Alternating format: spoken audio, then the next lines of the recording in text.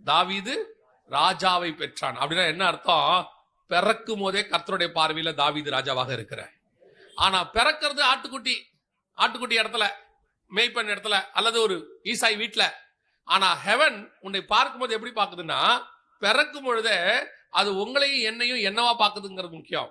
மனுஷன் என்னவா பாக்குறாரு? தச்சனின் மகன், மரியாளின் மைந்தன், இப்படி பார்க்கலாம். ஆனா பரலோகம் எப்படி பாக்குது? ரட்சகர் பிறந்திருக்கிறார். எல்லாரும் ஈசாயின் மகன், மெய்ப்பன் பிறந்திருக்கிறான் இப்படி சொல்லுவாங்க. ஆனால் பரலோகம் எப்படி பார்க்குது? தாவீது ராஜாவை பெற்றான். அப்ப நீங்களும் நானும் பிறக்கும் பொழுதே ஒரு ஹெவன்லி பிளானோடு கூட பிறந்திருக்கிறோம். பரலோகம் ஒரு திட்டத்தோடு தான் உங்களை கொண்டாந்து இருக்குது. அப்படி கொண்டு வந்த அந்த பரலோகம் அந்த திட்டத்துக்குள்ள நடத்தும் பொழுது உன்னை அந்த திட்டத்தை சுதந்திரிக்க விடாம முதல்ல பண்ற டிஸ்கரேஜ் எங்க இருக்கும் தெரியுமா? உன் வீட்டுக்குள்ள இருந்தே எழும்போம்.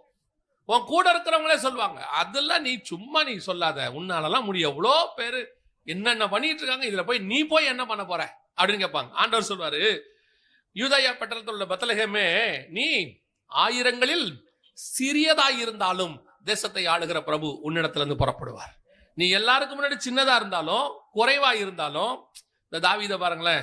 தாவீதை பார்க்கும் பொழுது சாமுவேல் எப்படி தாவீதை பார்க்கிறாரு பாருங்களேன். இந்த சாமுவேல் தாவீதை போய் அபிஷேகம் பண்ணுவாரு. இங்க இருக்கு பாருங்க. ஆண்டவர் கேட்பாரு, எந்த மட்டும் நீ தாவீது சாமுவேலுக்காக என்ன பண்ணுவ? துக்கித்து கொண்டிருப்ப அப்படின்னு சொல்லிட்டு கர்த்தர் என்ன சொல்றாரு? நீ போய் என்ன செய்யி, ஈசாயின் குமாரனை போய் என்ன செய்யி, அபிஷேகம் பண்ணு அப்படின்னு சொல்லுவார். அப்போ சொல்லும் பொழுது சாமுவேல் போய் என்ன செய்வாரு? தாவீதை அபிஷேகம் பண்றதுக்கு போவார். அப்போ 16ஆம் அதிகாரத்துல, 1 சாமுவேல் புத்தகம் 16ஆம் அதிகாரத்துல 6வது வசனம் வாசிங்க. அவர்கள் வந்தபோது அவன் எலியாவை பார்த்தவுடனே, கர்த்தரால் அபிஷேகம் பண்ணப்படுபவன் இவன்தானாக்கும் என்றான். கர்த்தர் சாமுவேலை நோக்கி, நீ இவனுடைய முகத்தையும் இவனுடைய சரீர வளர்ச்சியையும் பார்க்க வேண்டாம். நான் இவனை புறக்கணித்தேன். மனுஷன் பார்க்கிறபடி நான் பாரேன். சும்மா பார்த்தா எப்படி இருக்கான் பையன்? ராஜா மாதிரி இருக்கான். பார்த்தா எப்படி இருக்கான்? சும்மா ராஜா மாதிரி இருக்கான். எலியாபு பார்த்த உடனே சாமுவேல் டிசைட் பண்ணிட்டாரு, ஓ இவன் தான்யா, ஆண்டவர் சூஸ் பண்ணது இவன் தான்யா, சூப்பர்யா அப்படின்ட்டான். ஆனா அடுத்து என்ன நடக்குது பாருங்க. 12வது வசனம் வாசிங்க. ஆள் அனுப்பி அவனை அழைப்பித்தான். அவன் சிவந்த மேனியும் அழகிய கண்களும் நல்ல ரூபமும் உள்ளவனாயிருந்தான். அப்பொழுது கர்த்தர், இவன்தான், நீ எழுந்து இவனை அபிஷேகம் பண்ணு என்றார். அப்படின்னு என்ன அர்த்தம்? அவனை பாக்குற வரைக்கும் உட்காந்தே இருக்கிறாரு. யார் இவனா? சின்ன பயலா இருக்கானடா, அழகா இருக்கான், எல்லாம் சரி. இவன் மேலயா இவ்வளவு பெரிய அபிஷேகம்? சவுல் ஆளு சமஸ்த இஸ்ரவேல்ல அவன மாதிரி உயரமானவன் ஒருத்தனும் இல்ல.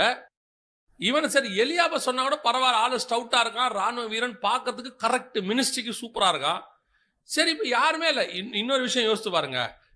7 பேர் மொத்தம் கூட்டாந்தாச்சு, எவனுமே இல்லைன்ட்டார் ஆண்டவர். இவன் கேட்கறான், வேற எவனாவது இருக்கானா? இன்னும் ஒருத்தன் தான் இருக்கான்றான் ஈசாய். அப்ப அண்டர்ஸ்டுட் தானே அது? 8 பேரு 7 பேர் இல்லைன்ட்டாரு. அப்ப கண்டிப்பா யாரு? அந்த ஒருத்தன் தானே கணக்கு. அப்ப நமக்கே தெரியும் இல்ல, அப்ப இவன் தான். ஆண்டவர் என்ன பண்ணிட்டாரு? 7 பேர் ரிஜெக்ட் பண்ணிட்டா 8வது இவன் தானே. ஆனா இவன் வந்தா சாமுவேலுக்கு எப்படி இருக்கு? யோசிச்சுக்கிட்டு இருக்கான், இவன் தானா? கர்த்தர் சொல்றாரு, நீ எழுந்து. உட்காந்தே இருக்கான், எழுந்துடுறா, எஞ்சி போய் அவனை அபிஷேகம் பண்ணு. ஆண்டவரே இவனா? நீ முகத்தை பார்க்கிறாய், நான் இருதயத்தை பார்க்கிறேன். அதுதான் காட் உன்னை அழைச்ச விதம். உன்னை உலகத்துல இருக்கிற அத்தனை பேரும் டிஸ்கரேஜ் பண்ணுவான். எதுக்கும் உதவாத, லாய்க்கு இல்லாத. எனக்கு அது என்னன்னு நான் யோசிச்சு பாக்குறேன். நான் யாரையும் குறை சொல்றேன்னு நினைச்சுக்காதீங்க. எவ்வளவு படித்தவர்களை எடுத்து கர்த்தர் பயன்படுத்தி இருக்கிறாரோ அவ்வளவு படிக்காதவர்களையும் எடுத்து பயன்படுத்தி இருக்கிறார்.